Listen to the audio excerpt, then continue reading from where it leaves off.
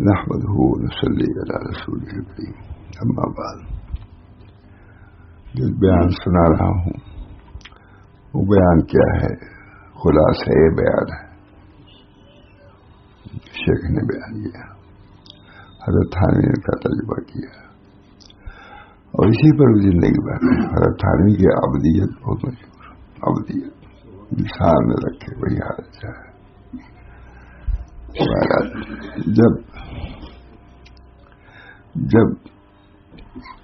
رسول اللہ صلی اللہ علیہ وسلم کو نبی بادشاہ اور نبی بندہ ہونے میں اختیار دیا گیا، کوئی سنائے نہیں تھی، بہت اہم مضمون۔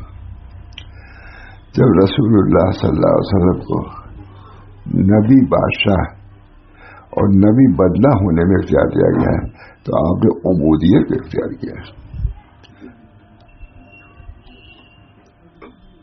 جو رسول اللہ صلی اللہ علیہ وسلم کو نبی بادشاہ، نبی ہے اور بادشاہ بھی رہیں گے، ایک صورت نبی ہے اور بندہ رہیں گے، عام لوگ میں سے رہیں گے، تو حضور نے نبی کے ساتھ بادشاہ کو قبول نہیں کیا۔ یہی تنبیہ ہے، ان کو سنتا بتا اللہ تعالیٰ ہم سب لوگ کو سمجھ، ہم ہی لوگ ہم اپنے ہی کر لیں۔ طریق تو یہی ہے، وہاں تعبیر ترجمہ کر رہے ہیں اتنے بڑے جن کی کتاب ہے۔ جب رسول اللہ صلی اللہ علیہ وسلم کو نبی بادشاہ اور نبی بندہ ہونے میں اختیار دیا گیا تو آپ نے عبودیت کو اختیار کیا۔ نبوت کے ساتھ آپ کو بادشاہت ملے گی اور نبوت کے ساتھ بندگی ملے گی۔ جس کو اختیار کیا، نبوت سے انکار نہیں کیا، بادشاہ ہونے سے انکار کیا۔ نبی رہنا چاہتا ہوں اور بندہ اللہ کا بندہ تابع، بادشاہ نہیں بننا چاہتا۔ آپ اس کے لیے کیسی تیاری بادشاہ بننے کی، بلکہ اس سے کم سے کم درجے کے لیے کتنی تیاری۔ اللہ الیکشن آ رہا ہے، معمولی کیا ہوتا ہے، تیاری تو ہوتی ہے۔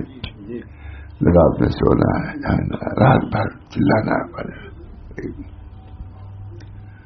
دیکھ لیجیے کتنا فرق ہے، مزاج میں فرق ہے۔ وہاں تو حضور صلی اللہ علیہ وسلم کا یہ حال ہے، ہمارا یہ حال ہے۔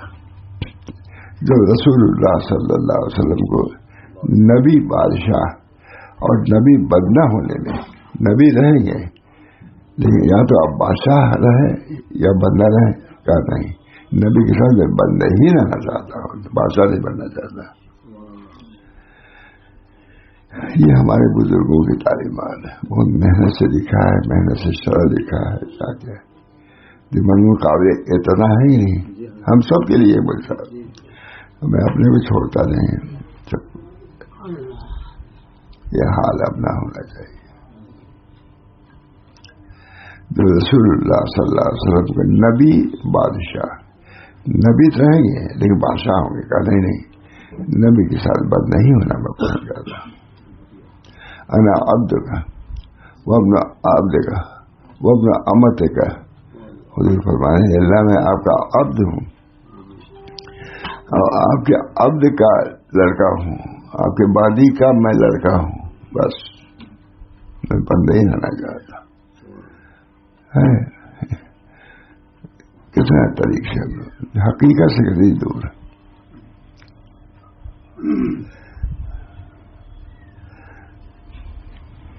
ایک ساتھ بزرگ آدمی وہ الیکشن میں اٹھ گئے، اب نام نہیں بتاؤں گا، مانیں گے نہیں، الیکشن میں بڑے آدمی تھے، الیکشن اٹھ گئے، ان کے سالے نے سنا، کہا کہ تم الیکشن میں اٹھ گئے، کیا تم کو کیا ہو گیا؟ اس کے لیے تو چھوڑ دیا، پھر انہوں نے ترک ہی کر دیا۔ کہا یہ کہاں وہ؟ جب رسول اللہ صلی اللہ علیہ وسلم نبی بادشاہ اور بندہ ہونے میں، نبی بادشاہ اور نبی بندہ، آج سمجھ آ رہا ہے میرے کو، نبی بادشاہ اور نبی بندہ، نبی تو رہو گے لیکن نبوت جو ہے بادشاہ بھی تم کو ملے گی، اور ایک صورت سے نبوت کے ساتھ فخر و فخر وہی رہے گا، یہی مطلب۔ نبوت سے انکار نہیں کیا. آدمی نے غور سے اس کو پڑھا, بہت نہ معلوم آتا تھا سامنے کے سنائے نہیں دیکھے. جب رسول کو نبی بادشاہ نبی بندہ ہونے میں اختیار دیا گیا تو آپ نے عبودیت کا اختیار کیا, عبد رہنا چاہیے. نبوت سے انکار نہیں کیا, بادشاہ سے انکار کیا. تو اتنے اس کے اندر مجھ نکات ہیں, اتنے نکات ہیں. نبی ہونے کے ساتھ بھی آدمی عبد رہ سکتا ہے, بندہ رہ سکتا ہے. تو نبی رہے کہیں کہ وطفا کا ہوتا تھا, 3 دن بھی جو کی روٹی سے بھی پیٹ نہیں بھرا, وہ سے مردے کی روٹی سے پیٹ نہیں بھرا. نہیں بھرا, اب نہیں رہے. اللہ میں ایسا چاہتا ہوں کہ روزی ملے. روزی کو مانگا لیکن اس میں افراط کی کہیں گنجائش نہیں کرتی. جب رسول اللہ صلی اللہ علیہ وسلم نبی بادشاہ اور نبی بندہ ہونے میں اختیار دیے گئے, سمجھ گئے نا, تو آپ نے عبودیت کو ابدیت کے اختیار فرمایا کہ نہیں, میں نبی رہنا چاہا عبد ہوتے ہوئے. چاہتا حضور صلی اللہ علیہ وسلم نے چپاتی نہیں کھائی, خشک روٹی کھاتے رہے, کھائی نہیں. چپاتی کھائے نا, وہ چپاتی حضرت عائشہ نے کہا ہے جو کی روٹی سے دودھ نہیں بنا.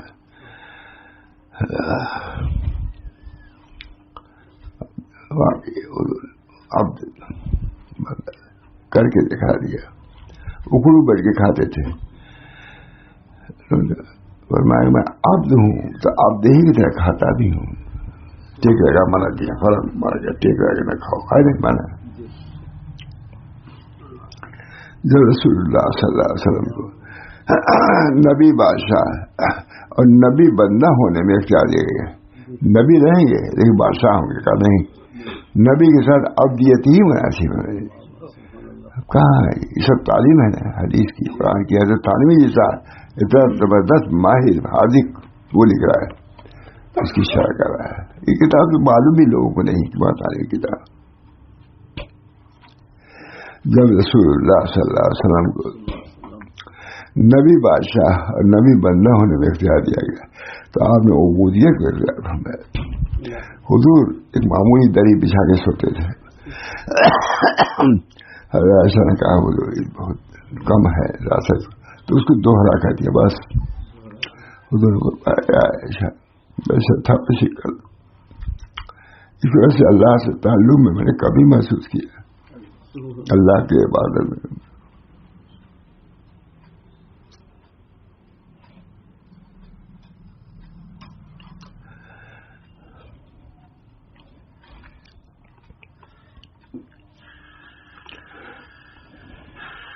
کیا آگے کیا نہیں پڑھا ہوں. آپ نے عبودیت کو تیار کیا.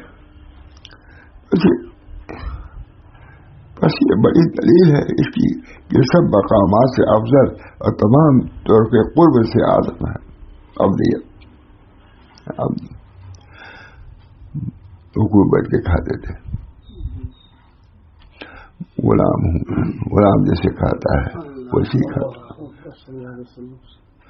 حضرت حاجی صاحب رحمۃ اللہ علیہ دیکھیے عملی طور سے پیر نہیں پھیلاتے سونے میں, لکھا ہوا تھا کتابوں میں, پیر نہیں پھیلاتے. حاجی صاحب سے کہا کہ پیر پھیلا لیا کیجیے, اسی سو جاتے تھے. جیسے فرمایا کہ مالک کے سامنے غلام پیر نہیں پھیلاتا, اللہ مالک کے سامنے. کہاں متبع سنت, متبع شور ہے, متبع سنت. آدھے صفحہ میں ایک متبع سنت کر دے گا. القاب میں اعتدال ہونا چاہیے. جتنے الفاظ مل سکتے ہیں اپنے لوگوں کو بھی حال ہے, یہ ساری اہل بدع نہیں ہے, اپنے لوگوں کو بھی.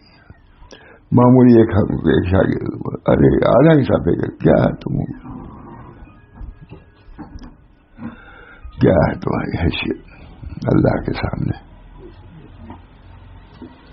انا العبد المعترف بذنبي اسالک مسألۃ المسکین وابتہل الیک ابتہال المذنب الذلیل. میں عبد ذلیل ہوں، حضور فرما رہے ہیں میں آپ کے سامنے گر گراتا ہوں اس طرح سے گنہگار گر گراتا ہے. اللہ تعالیٰ اس تعلیم کو بھی عام فرمائے. کتنے لوگ ہیں کوئی اس پر بھی کوئی اعتراض ہی کرنے والے کچھ ہوں گے. کتنی جامع تعلیم ہے. خود بہت بڑے بزرگ تعلیم اس کا ترجمہ کرنے والے ہیں. اب مکے میں ترجمہ کیا ہے اس کا.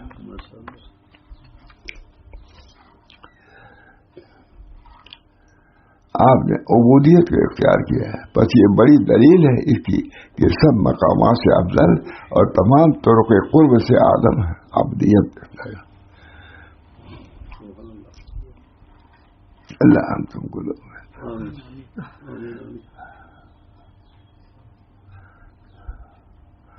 کم سے کم اپنی کوتاہی کو اپنی کمی کو بھی تو محسوس کرنا چاہیے. اور رسول اللہ صلی اللہ علیہ وسلم فرماتے ہیں کہ میں تو بندہ ہوں تکیہ لگا کر نہیں کھاتا.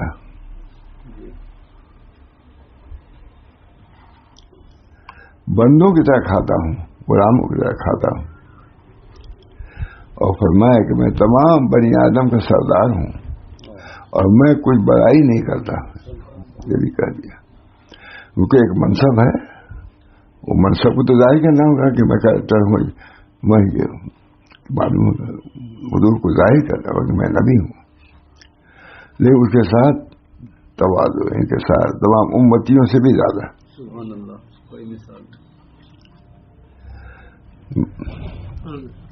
میں نے اپنے شیخ ابو العباس سے سنا ہے فرماتے تھے کہ لا فخر کے معنی ہے میں سرداری پر فخر نہیں ہوتا. میرا فخر عبودیت پر ہے. سرداری سب طریقہ گئے مانا.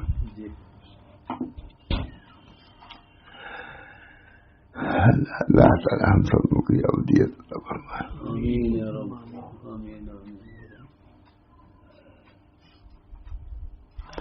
میں نے حضرت کے بعد خواب دیکھا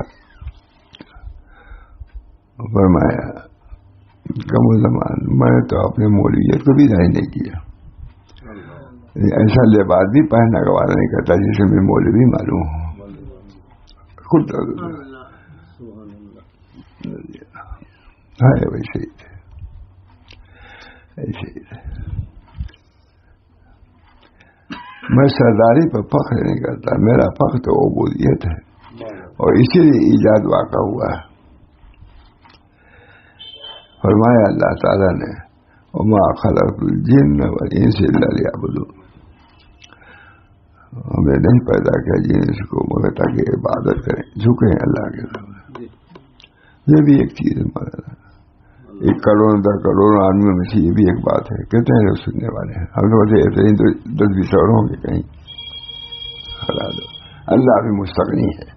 میں اپنی جگہ پر ہوں. وہ ماننا مانو یا جہنم تیار ہے بھیج دوں گا تم کو. ان کو پرواہ نہیں. ہر چیز کے لیے کوشش کرتے ہو سمجھنے کے لیے.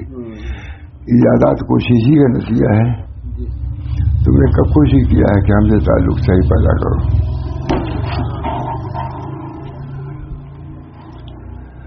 عبادت صورت عبودیت ہے. عبادت صورت عبودیت. کھڑا ہوتا ہے آدمی، جھکتا ہے، سجدہ کرتا ہے. یہ بندگی کی خاص علامت ہے.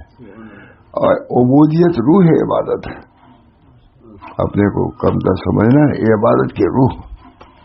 تھوڑی سی بات کیا ناز آ گیا آپ کو. کیا عبودیت ہے، کیا عبودیت ہے. جب اس کو تم نے سمجھ لیا تو آپ سمجھو کہ عبودیت کی روح ترک اختیار اور تقدیر سے مناظرت نہ کرنا سب سے بڑی بات ہے. جو ادھر سے آئے اس پر راضی رہو. یہ ہے عبودیت. بہت اچھے سے شعر یاد نہیں آ رہا مجھے. تقدیر سے مناظرت نہ کہ اللہ یہ آپ نے ہم کو کیسے دیا. بہت سی عورتوں نے سوچا مانے نہیں اللہ میں نے ہم کو کیوں بھیج دیا، یہ کیا کر دیا. اللہ تعالیٰ ہی بھیج رہا. اور تب بس اس سے ظاہر ہوا کہ عبودیت کی حقیقت یہ ہے کہ ربوبیت کے آگے تدبیر و اختیار کو ترک کر دے. دو چیزیں، ربوبیت رب ہونا اللہ کا پروردگار، ابدیت بندہ ہونا. تو بندہ ہو کر کے جب رب بنو گے تو ڈھکے لیے جاؤ گے. ایک آدمی بہت حضرت کی بات ہے، وہ دعویٰ کر رہا تھا کہ ہم کو یہ حاصل ہے وہ حاصل ہے. کہا یہ بہت حضرت خود فرمایا کہ بہت جلدی ذلیل ہو جائے گا. بہت پرانی بات ہے، گجر میں تھے وہ، یہ ہے مجھ کو یہ حاصل ہے. کہا کہ بہت جلدی نور اللہ روڈ پہ معلوم کیا وہی کہا، حضرت آدمی تھا، بہت پرانی بات. کہا بہت جلد ذلیل ہو جائے گا. جو اپنے بزرگی کا اس اظہار کرے تو وہ ذلیل ہوگا. ویسے ظاہر ہوا کہ عبودیت کی حقیقت یہ ہے کہ ربوبیت کے آگے تدبیر و اختیار ترک کر دے. اس کے لیے ہاتھ میں کہتا تو نا آدمی، یہ تو دل کی بات ہے. ایک بار نہیں ہوئی، اللہ کی مرضی. ابھی ظاہر تو نہیں کہ کہے کوئی سے یہ کہا ہے، وہ تو دل کا ایک عمل ہے. حقیقت یہ ہے کہ ربوبیت کے آگے تدبیر و اختیار کو ترک کر دے. ہرگاہ اتمام مقام وجود کا جو ایسے پورے بغیر ترک تدبیر میں موقوف ہے تو بندے کو سزاوار ہے کہ اس کو ترک کرے. مگر اختیار ہی پر سب کچھ ہے، اختیار کو کر دو، چھوڑ دو تاکہ تم کو اجازت مل جائے. بہت عمدہ. ہرگاہ اتمام مقام عبودیت کا جو اشرف المقامات ہے ترک تدبیر میں موقوف ہے تو بندے کو سزاوار ہے کہ اس کو ترک کر دے. یہی عمدہ عبادت ہے. دیکھو سمجھ میں پڑھنا پڑے گا تو ٹھیک رہے گا. اور تسلیم اور تفویض کی راہ چلے. اب یہ ذرا سا کس کو اختیار ملا سمجھے کہ ہم سے بڑھ کے کوئی نہیں، سل بھی ہو جائے. تاکہ مقام اکمل اور مسلک افضل تاکہ مقام اکمل اور مسلک افضل تک پہنچے. اس لیے جب ترک کرو گے مقام اعلیٰ تک پہنچو گے. اور رسول اللہ صلی اللہ علیہ وسلم نے ابو بکر رضی اللہ تعالیٰ عنہ کو قرآن پڑھتے سنا کہ آہستہ آہستہ پڑھتے ہیں، اور عمر کو سنا کہ پکار پڑھ رہے ہیں. آپ نے حضرت ابو بکر سے پوچھا کہ تم آہستہ آہستہ کیوں پڑھ رہے تھے؟ یہ بہت جان کرتے محمد بہت ہی صحیح. حضرت عمر کو سنا پکار پڑھ کچھ زور سے تاکہ وہ اٹھے، دیکھا کہ وہ کیسے دھیرے دھیرے پڑھ رہے ہیں. عمر خوب زور سے پڑھ رہے ہیں. پوچھا یہ کیا بات ہے؟ آپ نے حضرت ابو بکر سے پوچھا کہ تم آہستہ آہستہ کیوں پڑھ رہے تھے؟ عرض کیا کہ جس سے باتیں کرنا تھا وہ تو سنتا ہے، ہم کو زور سے پڑھنے کی کیا ضرورت ہے. حضرت ابو بکر یہ بہت محمد سے سناتے تھے. یہ واقعہ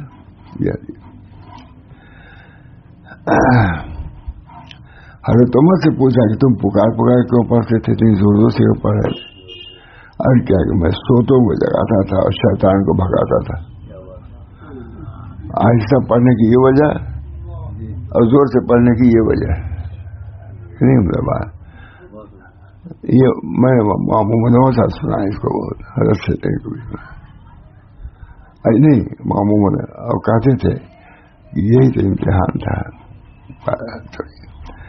تم پکار کے کیوں پڑھ رہے تھے؟ عرض کیا میں سوتوں کو جگاتا تھا اور شیطان کو بھگاتا تھا. اور وہ صدیق دیر دیر پڑھ رہے تھے. کہتے جس کو سنانا وہ سننا ہے. حضرت عمر کی نیت کیا تھی؟ زور سے پڑھے شیطان بھاگ گیا. دونوں کی نیت ٹھیک رہی نہیں، دونوں کی نیت ایک ہی عمل ہے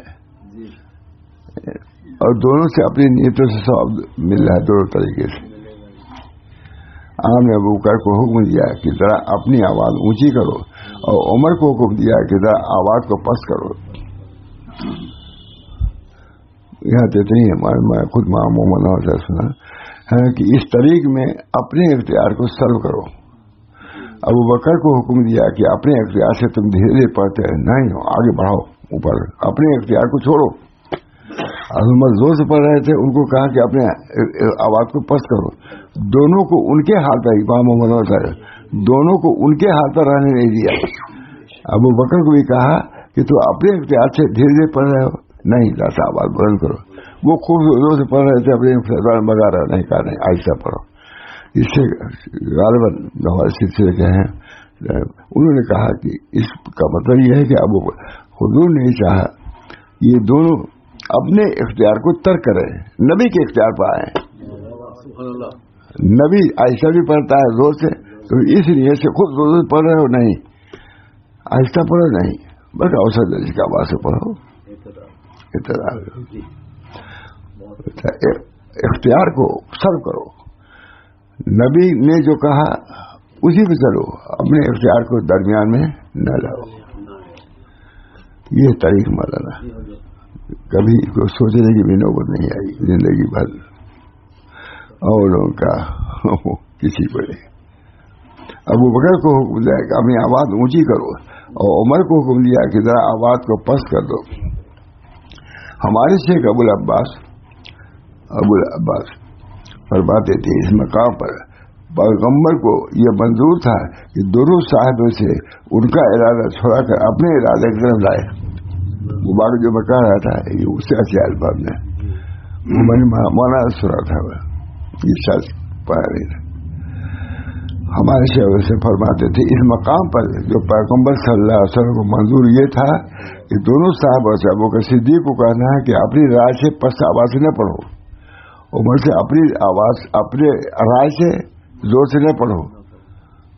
نبی آہستہ سے پڑھتا ہے، تمہیں نیچے اترو، یہ بھی کچھ اوپر بڑھے، زور سے تھوڑا پڑھو. ہے کہ نہیں بات ہے؟ یہ ہمیں مانا نہیں سنا تھا ماموں منا کرے، بہت پہلے کی بات ہی تھا، کتاب میں نہیں. ان کا ارادہ چھوڑا کر اپنے ارادے سے لائے. میں نے لکھ دیا فائدہ، سبحان اللہ کیا حکمت ہے، بس فائدہ قبل نما. ٹھیک ہے، خدا تیرا بھلا کرے. اس حدیث میں غور کر تو اس کو معلوم ہو جائے گا کہ اپنے ارادے سے باہر آنا تیری عبادت ہے. معلوم ہوا جائے کہ اپنے ارادے سے باہر آنا تیری عبادت ہے.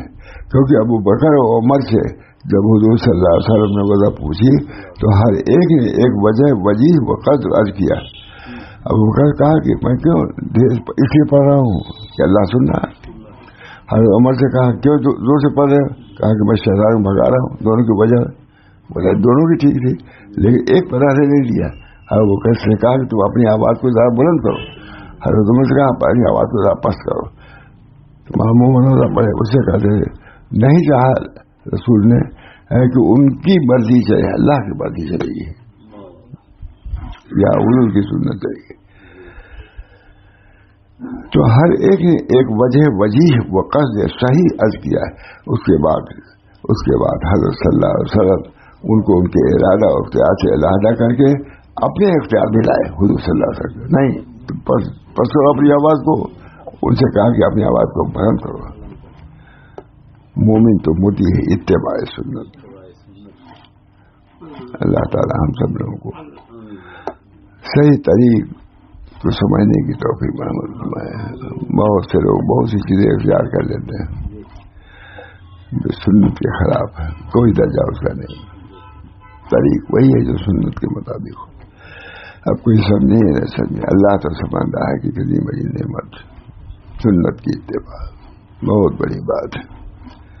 سلطنت تھانوی کا اتباع تھا، بہت ان سب چیزوں میں اعتدال، سب چیز میں اعتدال. بہت سے لوگ پانی نہیں پیتے تھے، گرم پانی نہیں پیتے تھے، دھوپ میں بیٹھتے تھے، سب بات نہیں. جب شریعت سے یہ چیزیں ثابت نہیں ہیں تو تم اپنے اوپر کیوں مشقت ڈالتے ہو؟ طریقت شریعت مشقت کے لیے نہیں ہے، وہ تو ایک راستہ ہے، اس پر چلنا ہے آپ کو بس. اللہ تعالیٰ ہم سب لوگوں کو طریق کو سمجھنے ہی کی توفیق میں آگے من میں کبھی سنایا نہیں تھا میں نے. اللہ تعالیٰ ہم سب لوگوں کو صحیح طریق پر چلائے. جو گمراہی آتی ہے طریقے میں غلطی سے تو آتی ہے. ذرا سا شک ہو گیا، دوسرے پر چلے گئے، تیسرے پر چلے گئے. حضور نے خود فرمایا کہ لکیر کھینچائی یوں کہا یہ سب راستے ہیں، لیکن صحیح راستہ وہ یہ راستہ ہے جو حضور ہے. یہ بقیہ راستے تو یہ بھی ہیں، یہ سب ضلالت کی طرف گمراہی طرف لے جا رہے ہیں. یہ راستہ حضور کی طرف ہے نا. خود لکیر کھینچ کر کے یہ بتلایا کہ یہ راستہ ہدایت کا ہے جو اللہ تعالی لے جائے گا. یہ رحمی اللہ تعالیٰ ہم سب لوگوں کو صحیح راستہ لکھا ہے کہ یہ راستہ ایسا ہے کہ پشت لوگ ہلاک شدہ موجود ہیں اس میں. راستہ زیادہ چھوڑا ہلاک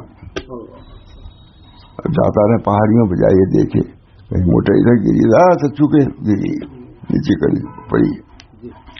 یہ راستہ اس سے بھی زیادہ نازک ہے. پہاڑیوں جن کا سفر ہوا اتنا ڈرتے رہتا خود آتے رہتے ہیں. یہ راستہ بال سے باریک بہت حضرت فرماتے تھے چلنا بہت مشکل ہے. پل سراب پہ چلنا تلوار سے زیادہ تیز اور بال سے زیادہ باریک یہ انہیں کی ملا ہے. اللہ ہم سب کو توفیق دے. آخر دعا کیجیے طبیعت بھی تھوڑا سا ناساز ہے لیکن کیا اللہ اپنے راستے پہ رکھے سب ٹھیک ہے.